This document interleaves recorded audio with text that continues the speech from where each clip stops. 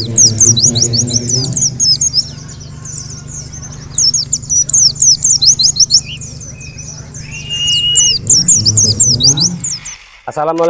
sahabat setiap Pleman Rumahan dimanapun berada, bertemu lagi bersama saya Andri Suban, masih di Pleman Rumahan seputar rawatan burung pleci dan burung lainnya.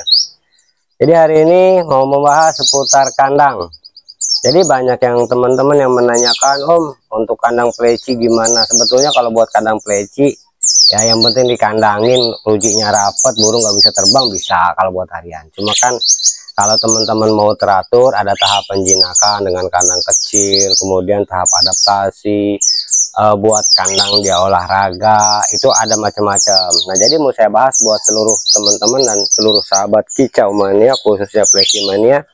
Cuma sebelum lebih lanjut, jangan lupa like, share, dan juga subscribe. Dan biar seger biradam, kita ngopi dulu.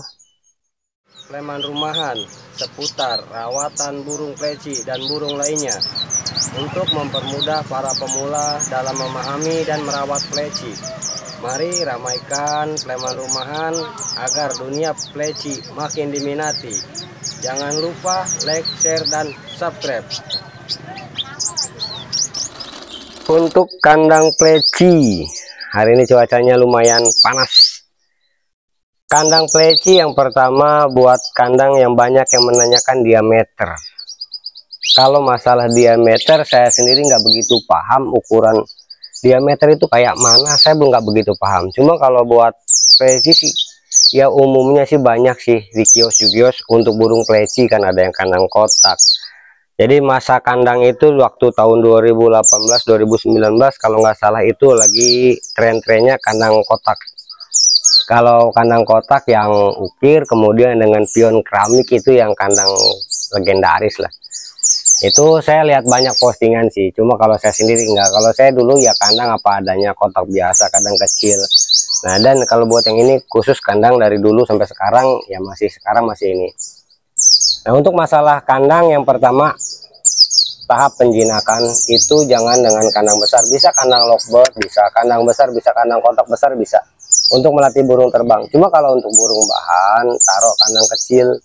Kalau bisa kandang untulan yang kecil juga nggak apa-apa, yang penting burungnya nggak gerabakan. Kemudian faktornya, efeknya, kalau burung kandang kecil itu burung cepet jinak, cepet adaptasi. Terutama buat teman-teman yang mau ternak, itu buat burung betina biar adaptasi ditaruh kandang kecil. Nah, makanya banyak kalau saya lihat-lihat ya postingan dari para suhu itu banyak yang untulan pada bertelur karena dia adaptasinya kuat, biasa di kandang kecil. Jadi udah ngerasa nyaman, sehingga ditaruh di kandang besar itu dia nggak bakalan gerabakan, udah nggak takut, dia udah adaptasi. Nah, jadi kalau untuk kandang itu yang namanya untuk adaptasinya melatih pertama buat burung adaptasi. Jadi untuk burung jinak minimal nggak takut orang, jadi nggak takut gerabakannya seperti ini. Bereng ini, nah sekarang udah mending tuh, nggak gerabakan. Dia bahkan di video ini udah mau bunyi. Bereng yang kemarin ini saya sempat posting videonya, gerabakannya minta ampun, bahkan brojol terus pengen keluar kandang. Nggak bisa dia dipisah sendirian, dipental buat dites bunyi. Yang ada pengen brojol kandang. Jadi terlalu giras. Nah, tapi lambat laun dia mau jinak. Yang penting satu, kalau buat apa penjinakan, kandangnya harus kecil dan harus rutin ditaruh. Seperti kita lagi nyantai gini, ditaruh di samping kita, dia lama-lama juga jinak. Kemudian buat kandang harian, kalau buat kandang harian pada umumnya sih teman-teman ya banyak kandang bisa dengan kandang kotak. Yang khusus pleci diameternya saya nggak paham. Kalau masalah kandang itu biasanya juga sekarang lagi trennya banyak kandang Hello Pet. Nah, kandang Hello Pet itu seperti ini, jadi banyak yang bilangnya Hello Pet, kandang tebok dengan ukuran pleci. Cuma waspada, saya sendiri mengalami lah. Jadi kalau menggunakan kandang Hello Pet, nah ini nih kosong lagi diumbar, ini hati-hati di bagian selah sini, ini hati-hatinya di sini. Nah, di bagian selah sini ini kalau renggang, ini kalau renggang aja ada selah buat kuku masuk, dia bakalan apa namanya, sering kali terjadi. Saya sering juga ngalamin burung kaki kejepit. Nah, ini nih ada yang kayak gini nih, ini sebetulnya tidak dianjurkan nih, ada celah-celah seperti ini nih, dia bakalan kakinya masuk, harus dirapihin. Yang pertama ngerapihinnya bisa dengan ini kan ada ujung nih, bisa ditekuk pakai tang, bisa ditekuk dirapetin lagi. Soalnya kalau celah ini dia bisa kejepit kukunya, kakinya, dan bisa jadi kukunya copot. Bahkan dia angkat kaki kejepit. Nah di sini. Makanya ada teman-teman juga ya, para suhu yang pakai apa namanya plafon ya. Jadi dipasangin plafon sininya. Dipasangin plafon itu banyak manfaatnya. Yang pertama, plafon itu ketika kita lagi jemur atau lagi apa, tiba-tiba ada tetesan hujan, dia nggak bakalan masuk ke burung, nggak bakalan ke pur. Jadi terhalang sama plafon. Nah kemudian di sininya kalau plafon itu kan, pasang plafon juga bisa buat burung supaya nggak salto, supaya burung nggak lompat ke atas. Dan kalau pakai plafon, karena dipasang di sini, dia nggak bakalan kejepit karena dia rapet, ada plafonnya di sini.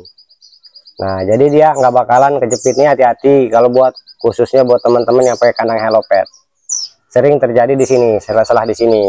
Ini sering kuku sering kejepit. Nah kalau misalnya udah terjadi kuku kejepit, itu kalau saya sendiri ngatasinya dengan minyak but-but, karena di sini minyak tawon susah dan harganya lebih tinggi daripada minyak but-but. Jadi kalau ada minyak tawon atau minyak but-but itu bisa dioles. Jadi setiap hari dioles, satu hari 1 kali atau 2 kali. Jadi kalau mau pagi aja, kalau mau sore aja, atau pagi sama sore nggak masalah. Yang penting kondisi burungnya, liatin kakinya, karena memang bisa mengakibatkan burung angkat kaki dan prosesnya agak lama kalau udah kejadian seperti ini.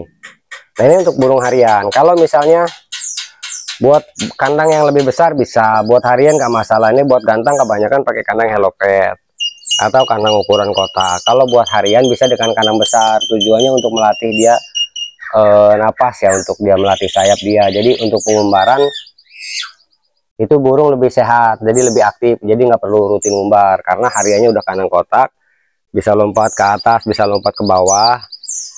Atau mungkin kalau mau diumbar bisa bikin umbaran minimal 1 meter. Kemarin di Facebook ada yang ngomong apa nggak kependekan 1 meter. Kalau minimal ya 1 meter, nggak boleh kurang, karena kalau kurang efektif. Kalau mau lebih bagus lagi ya berapa meter, 3 meter 4 meter itu lebih bagus lagi. Nah jadi penggunaan kandang yang pertama, kalau buat kandang adaptasi itu harus kandang kecil. Melatih kandang untuk olahraga itu harus kandang besar karena dia melatih sayap.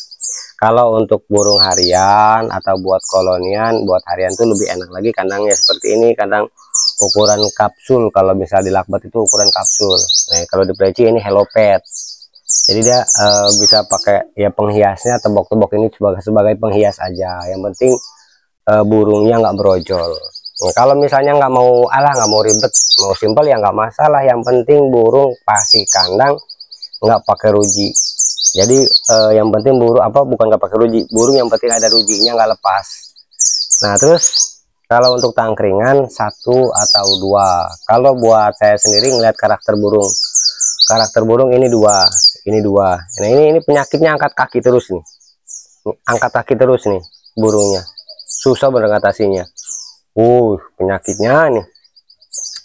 Jadi dia biar aktif lompat bisa 1 bisa 2. Cuma kalau misalnya buat koloni atau buat gantang pakai tangkringan 1. Kalau burung yang emang udah anteng, udah mapan, 1 aja nggak masalah. Nah ini masih pada lompat-lompat karena kayak ini nih, ini bereng ini kalau nggak dipakein tangkringan 2 dia suka turun, dan turunnya ke dasar kandang. Ya kayak saya sendiri nggak bisa tiap saat ngebersihin, pasti ada kotornya. Ketika dia sering turun ke bawah pasti kotor, bisa ke bulu kotor, rusak. Dan terutama ketika dia sering turun ke bawah, otomatis di bawah kaki ini kan kena kotoran, naik ke atas tangkringan, lama-lama kotor semua.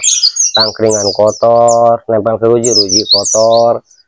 Dan kalau udah sering kena kotor kaki ke bawah, dia bisa namanya ngoreng, bisa luka dari koreng.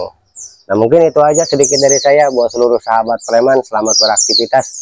Cuacanya lumayan panas habis jemur peci. Jadi buat para master, mohon dikoreksi bila ada yang salah, mohon disampaikan baik di kolom komentar atau WhatsApp, inbox, dan lain-lain.